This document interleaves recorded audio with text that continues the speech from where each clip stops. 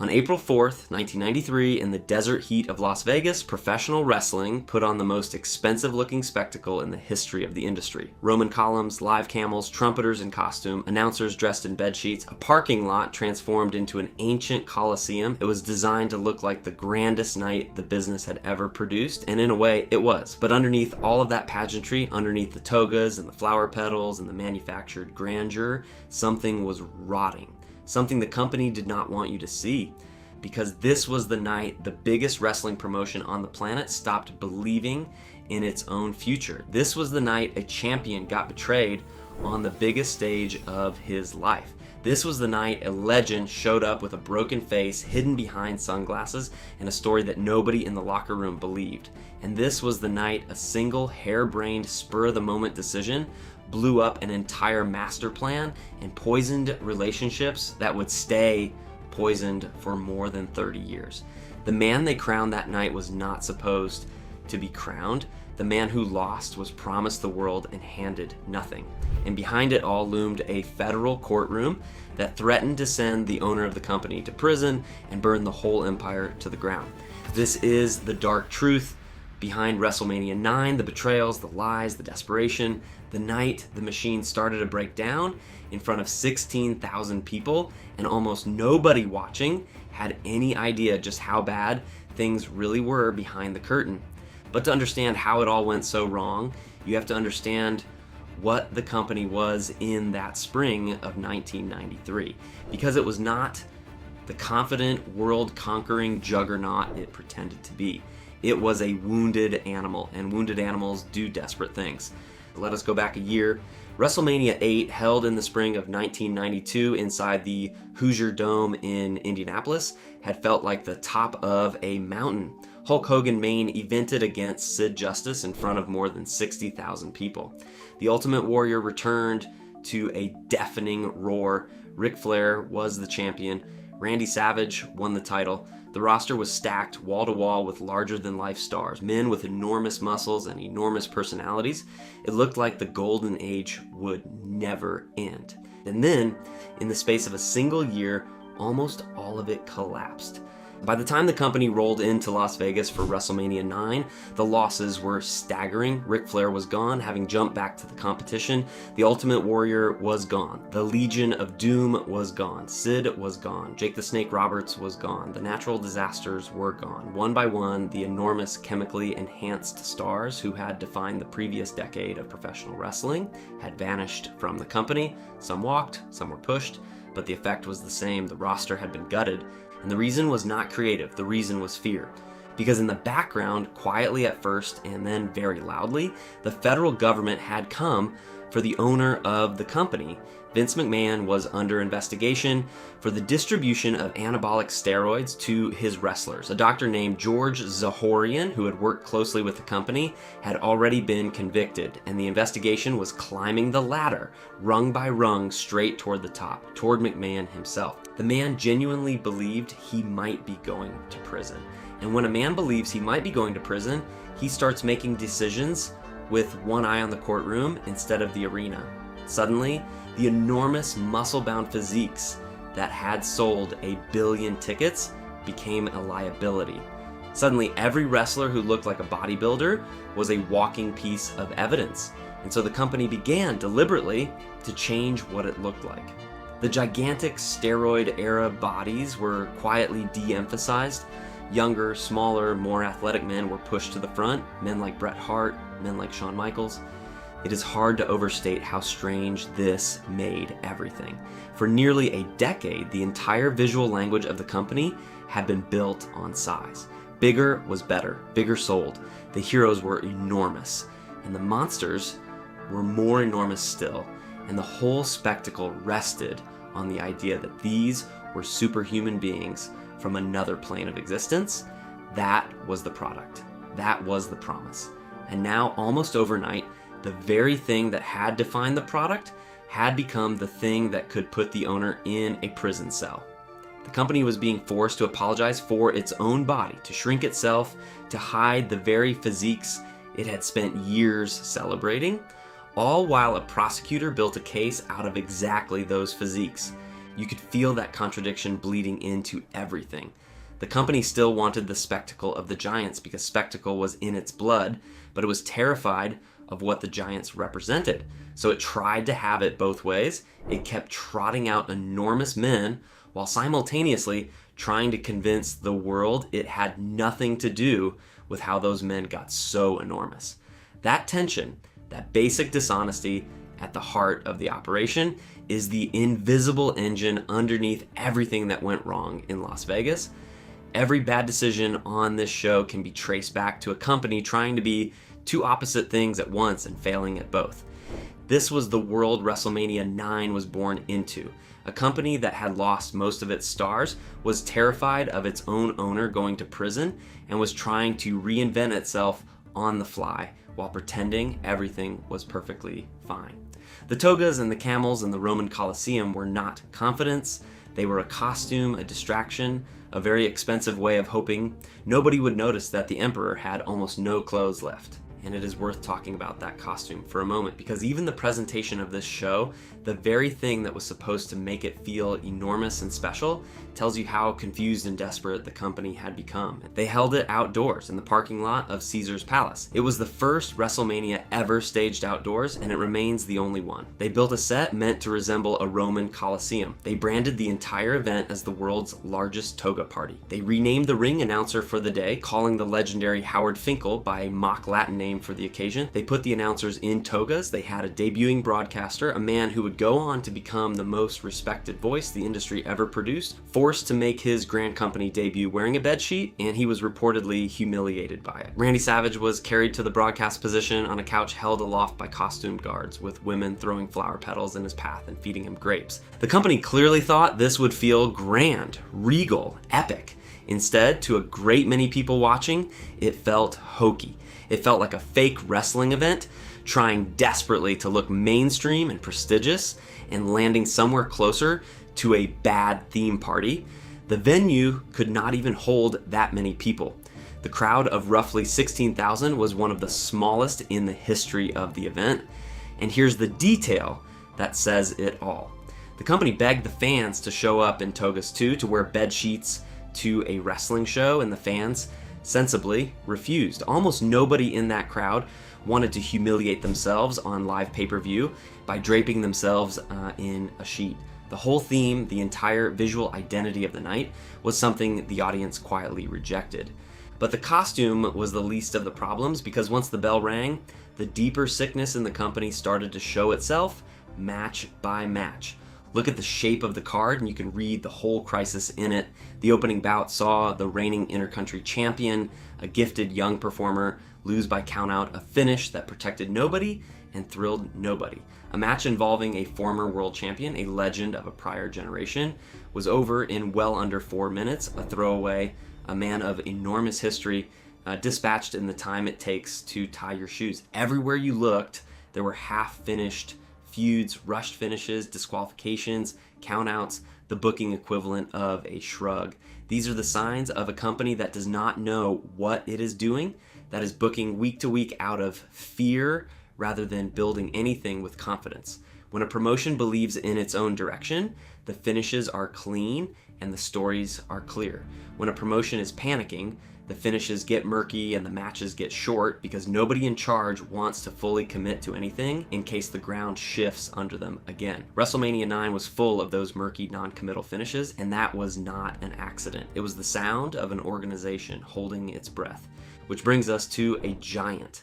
Quite literally, the tallest man ever to step into one of these rings, and one of the most catastrophic in-ring disasters the company ever put on its biggest stage. The Undertaker, at this point in his career, was still a relatively young and limited performer. He had the incredible gimmick, the entrance, the aura, but in the ring, he was still learning, still committed to a style built almost entirely around not selling, not showing pain, standing tall and unbeatable. To make that work, you need to put him against someone who can lead a match, who can bump and move and make the big man look good. What the company did instead was put him against Giant Gonzalez. Gonzalez was a former professional basketball player from Argentina. He stood around 7 feet, 7 inches tall. He was, without exaggeration, one of the largest human beings ever to compete in a wrestling ring and one of the largest people alive at the time. As a spectacle, standing next to the nearly 7-foot Undertaker, he was genuinely astonishing to look at. As a wrestler, he was a disaster. He could not move, he could not work a convincing match, he struggled with the most basic mechanics of the craft, and the company knew he was not physically what they wanted him to be. This is where it gets almost absurd. Gonzalez was not muscular enough for the look Vince McMahon wanted, so rather than let him appear as he actually was, they stuffed him into a skin-tight bodysuit that was airbrushed with fake muscles and even had body hair painted onto it.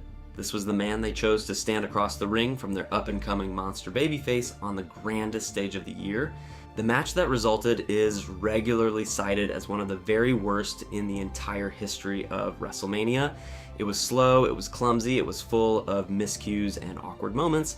The two men traded blows and lumbered around, and the crowd, which had come expecting spectacle, sat on its hands. And then came the finish, which somehow made it worse.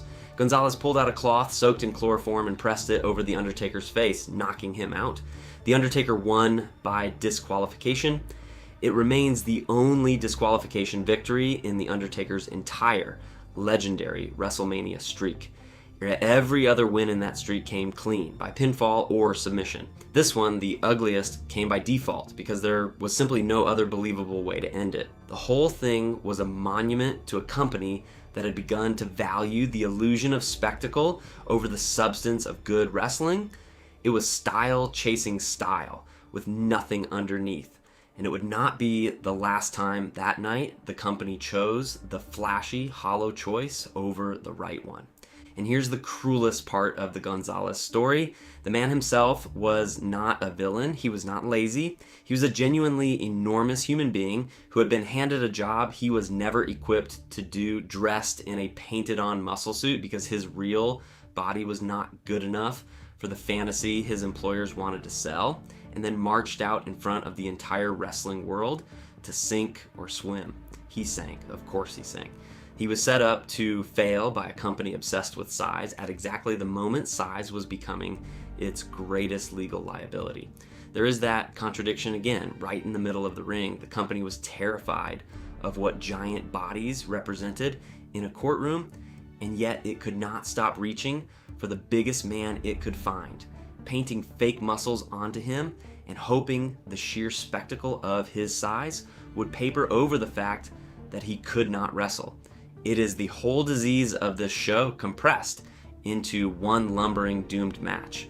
Reach for the spectacle, ignore the substance, pray the audience does not notice, they noticed. But before we get to the main event, before we get to the betrayal that defines this entire evening, we have to talk about the man who showed up to Las Vegas with a secret.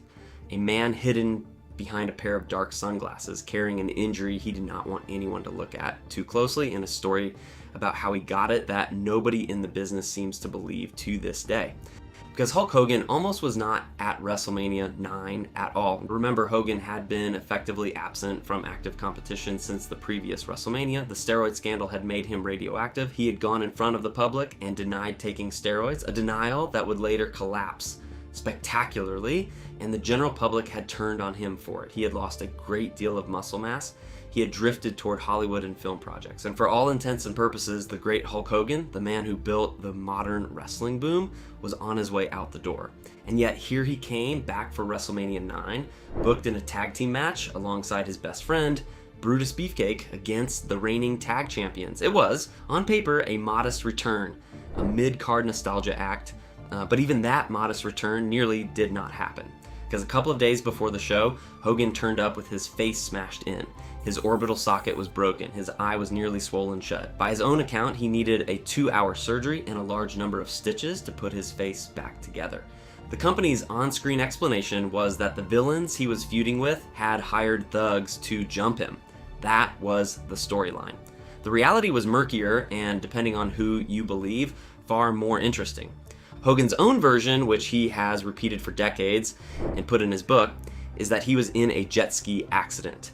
He tells it in vivid detail. He was back home in Florida, a storm was rolling in, and he and his friends decided to take out the jet skis anyway. He switched onto a machine that was not his own, accidentally pushed a button that kept the nose of the ski pointed down, and the thing took off like a rocket.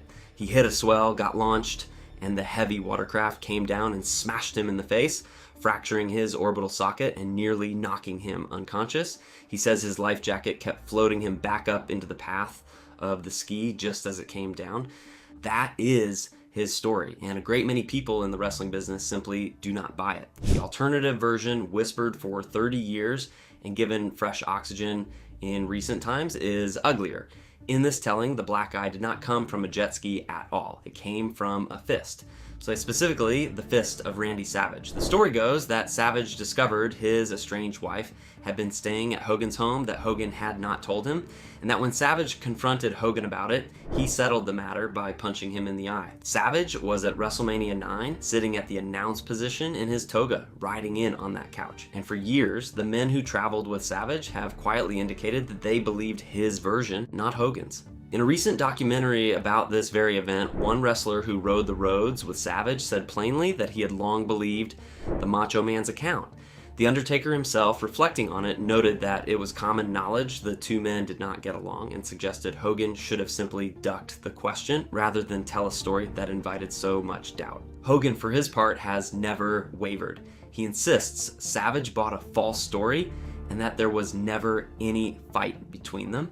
He says if people want to keep believing the rumor after hearing the truth, that is fine with him. We will probably never know for certain what happened to Hulk Hogan's face, but here's the part that matters for our story. Whatever caused that injury, it nearly ended his participation in the show.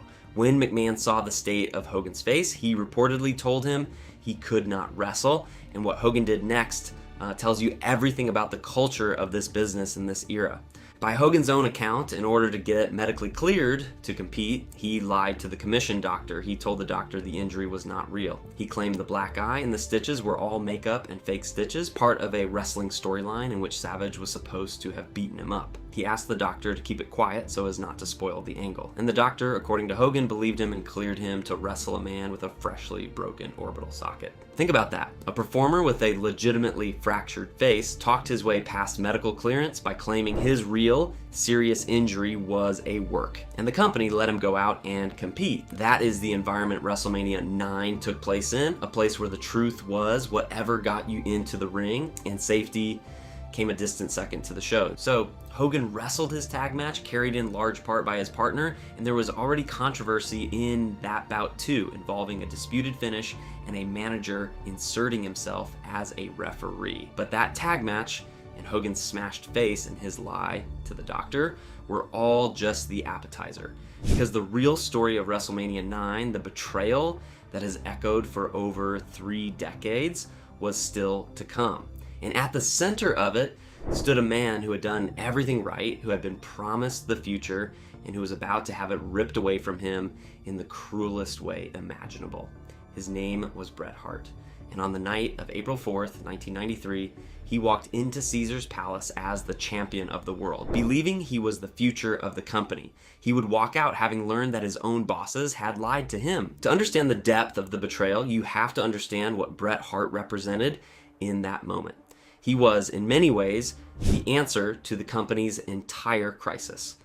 As the steroid scandal made the giant muscle-bound bodies a liability, Bret Hart was the perfect antidote. He was not enormous. He was not a bodybuilder. He was a technical genius, the son of a legendary wrestling family, a man who could go into the ring with almost anyone and produce a great match through sheer skill and craft. He did not need chemicals. He needed a canvas. In an era when the company was terrified of federal prosecutors examining its roster, Bret Hart was clean, credible, and brilliant. He was exactly the kind of champion a company under a steroid investigation should want to build around. And build around him they seemed to. He had won the championship a few months earlier. He was the man carrying the promotion in the ring night after night. He had been told, by his own account, that he would be champion for years to come. He believed, with good reason, that he was the chosen one, the new standard bearer, the future. His opponent at WrestleMania IX was Yokozuna, the massive challenger who had earned his title shot by winning the Royal Rumble. Yokozuna was presented as an unstoppable force, a mountain of a man managed by the crafty Mr. Fuji. On paper, this was the David and Goliath story the main event of a WrestleMania is supposed to be. The brilliant, clean-cut technical champion against the overwhelming monster. And Bret Hart, being the professional he was, prepared to have a great match, and if the script called for it, to do the honorable thing and lose the title the right way. Here is where the knife goes in. Bret Hart did not find out the real plan until the night before the show. He has described the moment with real pain in his voice for decades. He was stunned. He could not believe it. He was not simply going to lose the title to Yokozuna in a clean, well-built passing of the torch that could set up a rematch and a long chase. No, the plan was far stranger, and to Bret, far more insulting. The plan was this: Bret would lose the championship to Yokozuna in the main event. Mr. Fuji would cheat, throwing ceremonial salt into Bret's eyes, just as he had the giant locked in his signature submission hold, blinding him and allowing Yokozuna to steal the win. Fine, that is a heel finish, that is wrestling, but then immediately before the new champion could even celebrate, Hulk Hogan would come charging down to the ring. Fuji, arrogant and overconfident, would challenge Hogan to face Yokozuna right then and there on the spot for the title. And Hogan, the returning hero, would accept, hit the ring, knock the monster down in a matter of seconds, and pin him to win the championship. Bret Hart's reaction when McMahon laid this out for him has become the stuff of legend. He reminded McMahon that he had been told he would be champion for years. McMahon, by Bret's account, seemed almost surprised that Bret had ever believed he was actually going to beat Yokozuna at all. And in that instant, Bret Hart understood that the promises he had been given meant nothing, that the future he had been sold was smoke. He said later that he felt utterly betrayed and that his relationship with Vince McMahon was never the same again, that he could never again take the man at his word, that the trust between them, the thing that any relationship in that business is built on, was broken and would stay broken. Now, Bret, being the professional that he was, swallowed it. He has said he made a promise to himself long before that when the day came that they told him to drop the belt, he would do it without complaint, and that he was honored to have been champion at all. And so he bit his tongue and did what was asked. He went to Yokozuna, and even knowing he was losing, he designed the match carefully so that all the best material would be showcased. He gave that match everything so that even in defeat, he would look like a star. That is the difference between a genuine professional and everyone else. He was being betrayed, and he still went out and did his job to the highest possible standard. And so it happened exactly as scripted. As Bret fought the giant, he grounded the monster, he locked in his submission hold, and the crowd rose to its feet, sensing the impossible upset, and then Fuji flung the salt into his eyes. Blinded, Bret lost his grip. Yokozuna crushed him and made the pin. The unstoppable monster was champion. And then the music hit, and out came Hulk Hogan. The rest played out in seconds. Fuji issued the challenge. Bret, groggy and half-blinded, urged Hogan on, playing the loyal friend, sending the hero into battle.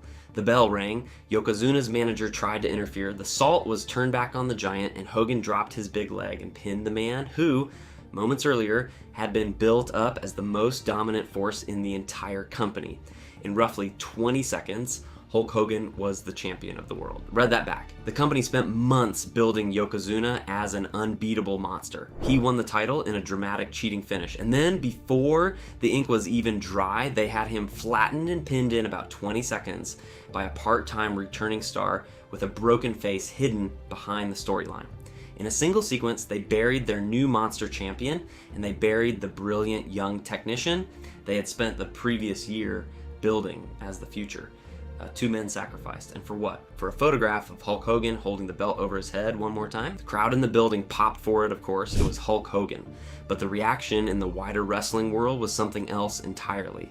The most influential newsletter in the industry ran a reader poll in the finish, and it came back overwhelmingly negative. People were baffled, people were angry. The question that hung in the air was simple, and it never really went away. Why would they do that to Bret Hart? Why build a monster just to flatten him? Why crown a man on his way out the door over the man who was supposed to lead the company forward? And the answer, the dark answer, gets to the heart of what this show really was.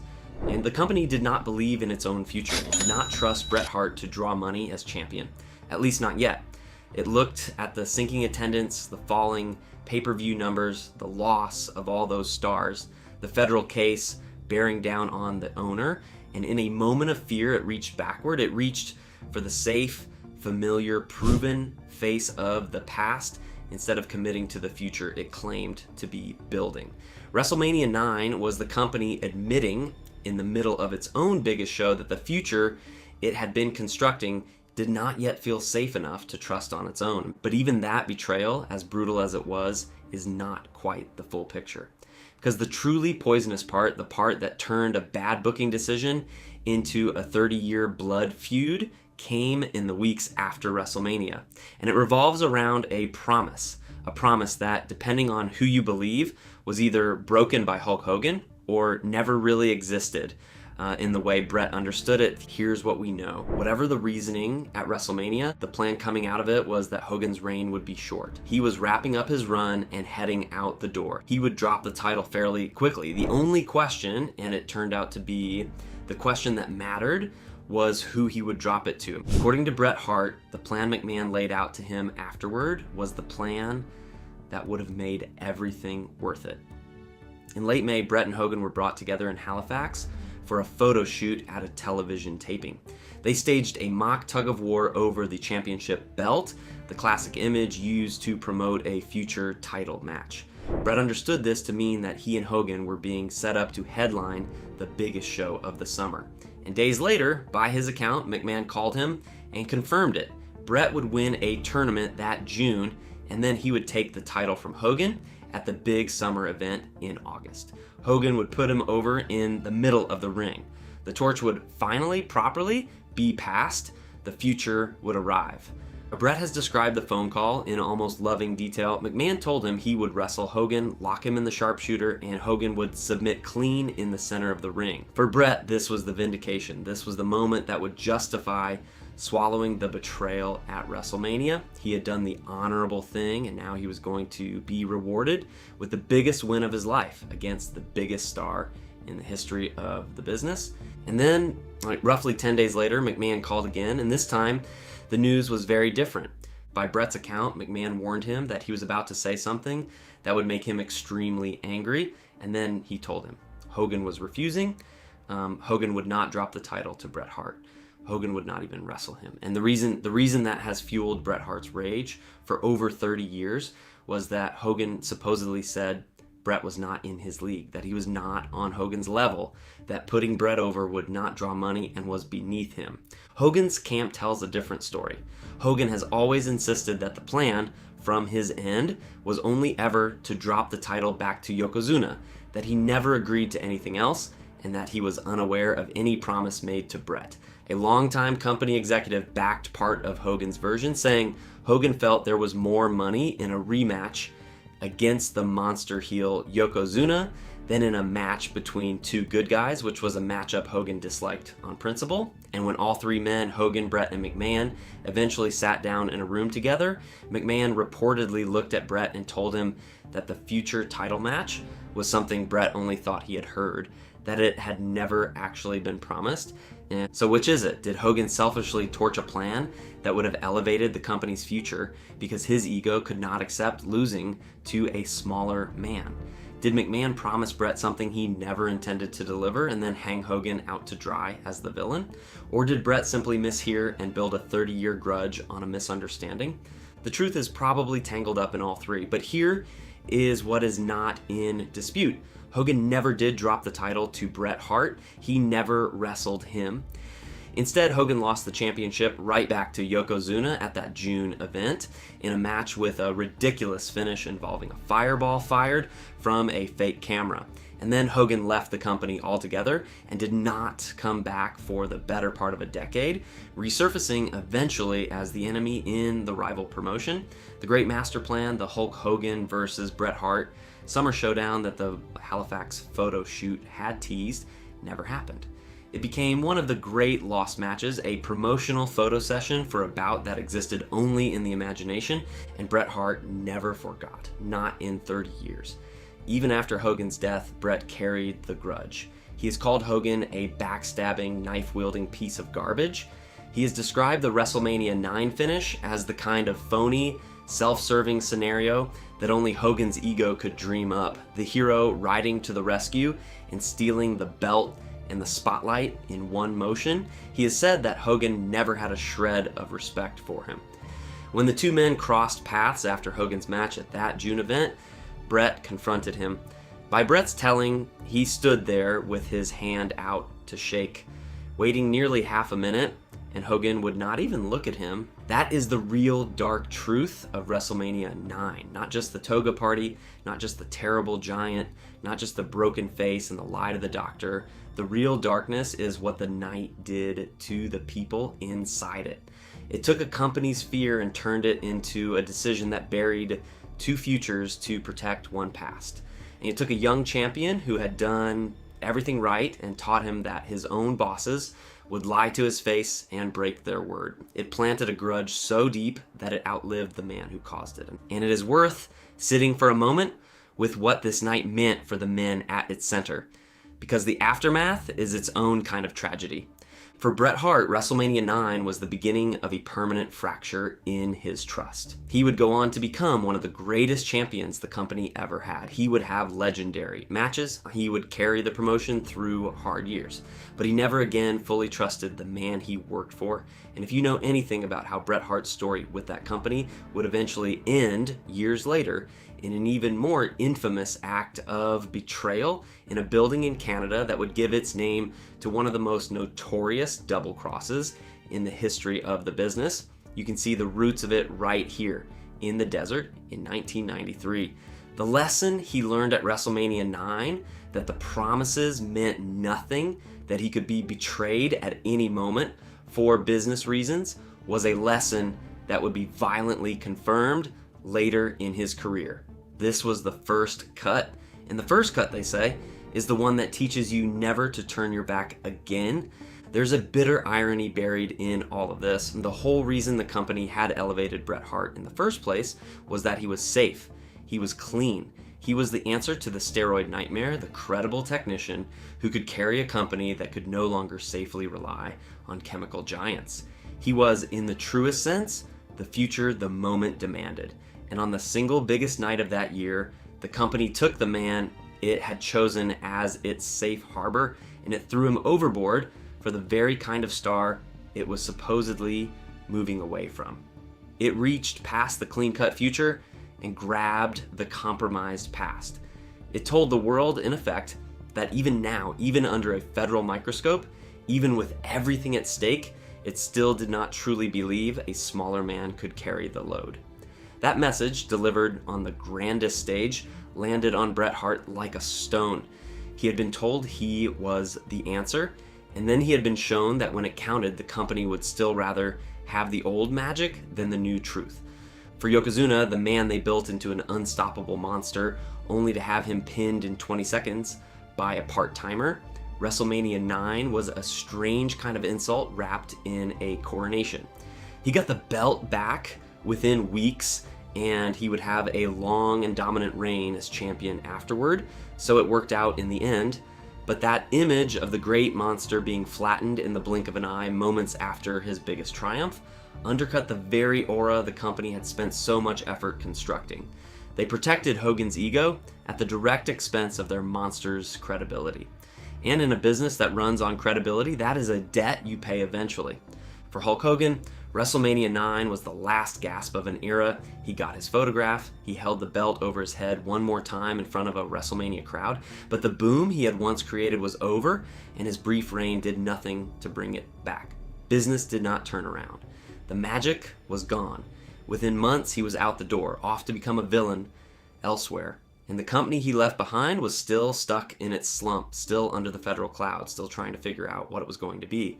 His decision, or McMahon's decision, or whoever's decision it truly was, to take that belt in Las Vegas bought the company nothing but a controversy that has never fully cooled.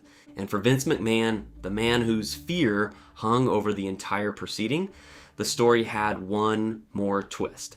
The federal case that terrified him so badly, the steroid trial that shaped every booking decision, that gutted the roster, that pushed the smaller men forward and the giants aside, that made him reach backward for Hogan out of pure survival instinct. That trial went to court the following year, and he was acquitted. The government could not prove its case, the empire survived, the man walked free. But by then the damage of this particular night was already done. The betrayals had already happened. The grudges had already set like concrete. WrestleMania IX was not a night undone by the trial's outcome. It was a permanent scar, a decision made in a moment of maximum fear that could never be taken back, no matter how the court case ended. When you strip away the columns and the camels and the flower petals, what WrestleMania IX really was is a portrait of a great enterprise in a moment of terror, making the wrong choice for understandable reasons and paying for it for decades. It was a company that had run out of faith in itself. It looked at a brilliant young champion who represented everything it needed to become, and it flinched. It looked at a fading legend from a compromised past, and it clung to him like a life raft. It dressed the whole desperate gamble up in the grandest costume it could afford, and it hoped the spectacle would be enough to hide the fear underneath. It was not enough. The audience saw through it, the industry saw through it, and the men who were betrayed that night carried the wound for the rest of their lives. And the togas were ridiculous. The giant was a disaster. The broken face and the lie to the doctor were reckless, but the true dark heart of WrestleMania IX was that promise, the one whispered in Halifax over a mock tug-of-war for a belt. The summer showdown that was going to make everything right, that was going to justify the betrayal and pass the torch and launch the future. The match that got a photo shoot but never got a bell. That is the ghost that still haunts this show. Not what happened in the ring, but what was supposed to happen months later and never did. And because in professional wrestling, as in life, it is not always the loss that breaks you. Sometimes it is the promise that was made and believed and swallowed as the reason to endure a betrayal and then quietly, coldly taken away. Bret Hart did everything right that night. He was betrayed anyway, and he spent the next 30 years making sure the world knew it. That is the dark truth behind WrestleMania IX, not a toga party, a broken promise made under the shadow of a courtroom that poisoned the well for a generation. And maybe the hardest thing to accept is that everyone involved probably believed they were doing the reasonable thing in the moment. McMahon believed he was protecting a fragile company from collapse by reaching for a proven draw.